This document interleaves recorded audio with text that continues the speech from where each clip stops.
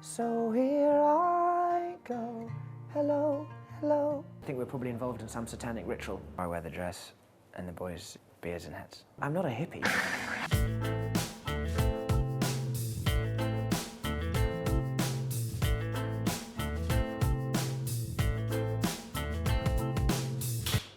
Action.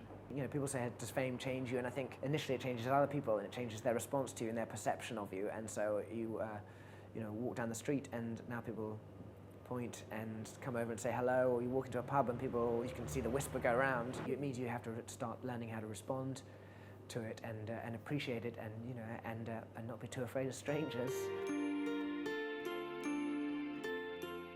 Then of course, you know, you go to a place and you've got a journalist who just wants to try and talk to you so they can make some money out of the conversation, you know, in a social environment, and you know that person's got an agenda, that's slightly more unnerving and a worse side to it. We have invited some press here, and there was some of my friends here as well. If anyone comes and asks you about my sex life, just say nothing.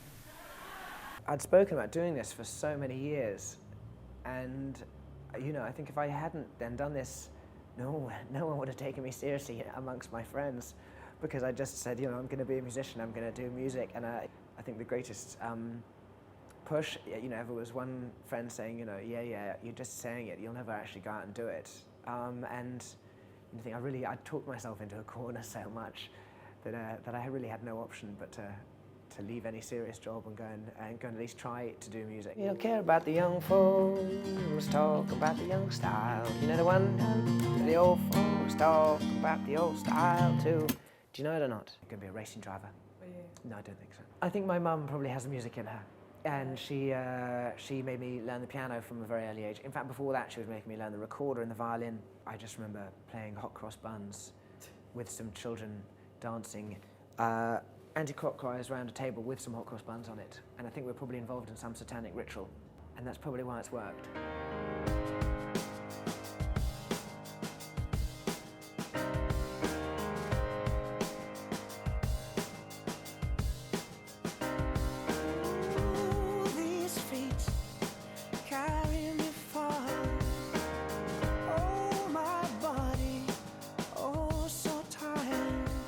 I really thought I would just make an album, and then I hoped that a few people would like it, and then maybe I'd get a chance to make a second album if enough people liked it that the record company had confidence to put me in a studio again. You know, in order to do that, you probably need to sell 100,000 albums, and I thought, well, I just don't know 100,000. I don't know 1,000 people. You know, how am I going to get any more than that to buy it? And then this kind of mad thing happened, and off it went.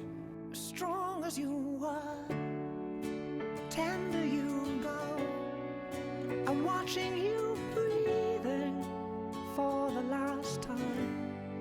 A song for your heart, but when it is quiet, I know what it means, and I'll carry you home. There are definite moments where I've had, I guess, surprise and shock and complete realization that it was different from what I imagined.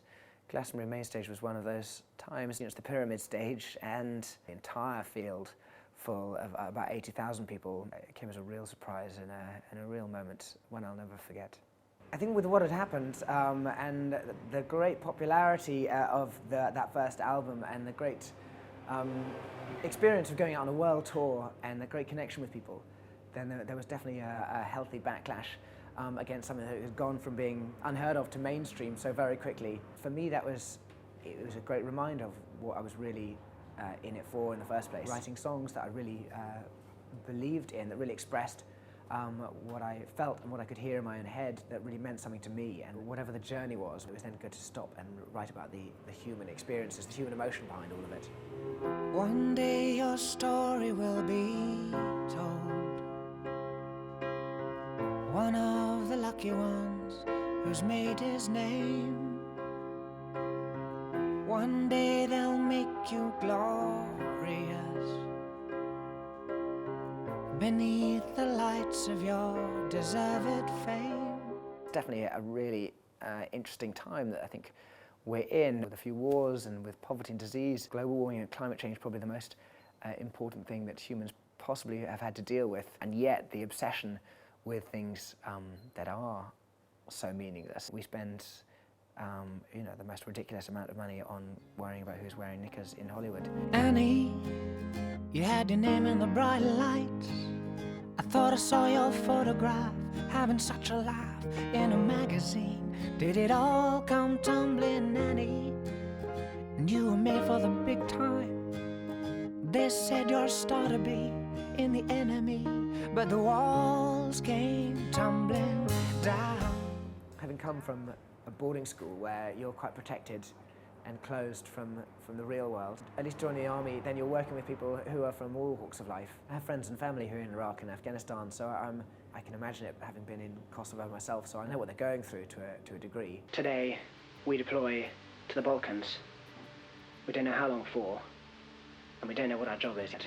We went there with such an ideology of, no matter what the politics were, we're at least going to try and make the best of it here. We're really going to try and make these people get on with each other. You know, I took weapons from people, whole areas, I stripped them of their defences, and then somewhere down the line we shipped it off to Afghanistan and Iraq. And these people are left without, you know, without anyone looking after them. Kind of amazing that we think we can just turn up for 6 months, think we can fix it, and then and walk away. Some 7 years after the war there, and I went back and played some British soldiers and some Serbs and some Kosovar Albanians. Brothers lie in shallow graves, fathers lost without a trace, a nation blind to their disgrace since he's been here. The song in your album, No Bravery, was written while you were here in Kosovo. In what conditions? I wrote it beside my tank, and I'd just come back off the border, and we had a moment. It took about 10 minutes to write, really. There were so many things to visualize.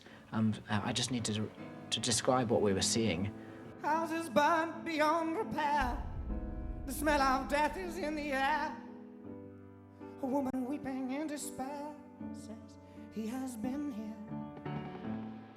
I guess, you know, it puts what I do now in perspective. There's an element of great reality of that last job, and great fantasy of this job.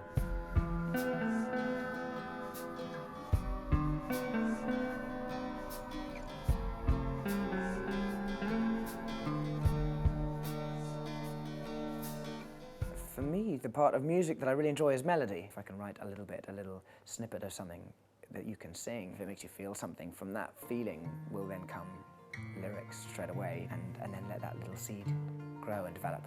Like any man, we don't sit around and talk about emotion. When I go to the pub with my mates, you know, we talk about football and girls. But of course, everyone has, you know, recognises their own consciousness and themselves as an individual. Everyone can hear that voice in their own head. At some stage, you have to find a way to process that. I'm not calling for a second chance. I'm screaming at the top of my voice. Give me reason, but don't give me choice, 'cause I'll just make the same mistake again.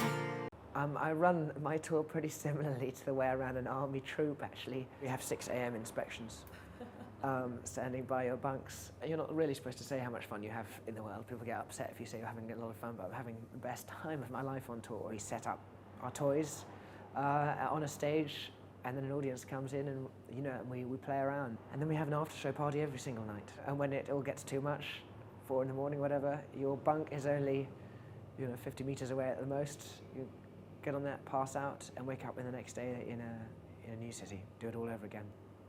Yeah, it's generally just a mess, actually. Beer cans and cigarette butts and bodies. My life is brilliant. I guess if you just bond as a band, then you're going to take it out on stage, and people are going to feel that warmth, and you invite people in, and they'll come on the journey with you. We probably have to try and psych ourselves up a little bit to go up on stage and give a performance. If we've done the songs so often, you need something to trigger you to get into the moment again, to relive the moment where you wrote the song. And so how do you do that? Drink and drugs. Yeah. You do know there's the middle bar, that's the free bar, don't you? I get asked so often about that difficult second album, and I think, oh, it's such a cliche. Why don't they say, you know, the easy second album? Because you've done it once, so surely you can do it a second time. The first time I was learning how to write songs, well, the second time I kind of am more confident about writing songs. I know what it's like to be in a studio, so why shouldn't I be confident going to a studio? 'Cause they're all just slaves to the gods they've made. But you and I just shone. I really enjoyed my time in Los Angeles while I recorded the album because it's a gloriously shallow place, and you kind of need that sometimes in life, is just to have fun, and you know, meaningless fun is called that because it is. Thank you for coming to Ibiza. The most famous club here is a club called Passion, and it moved into the building that it currently occupies in 1973. No time goes by, I will always be in a club with you in 1973, singing "Here we go again." Music is such a true, pure human communicator. It's the best language that we possibly have. It breaches just, you know, simple words and gets across emotion. So that great purity is really weird to balance that up against the commercial industry, and it's one that's based on really fickle things as well, on the notion of fashion and what's the notion of what is cool. You know, even money is a human construct, which isn't really that relevant to greater happiness.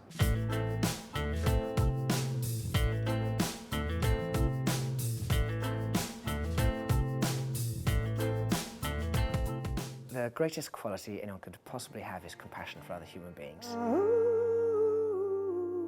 And just to be able to look anyone in the eye and treat them as an equal, to recognise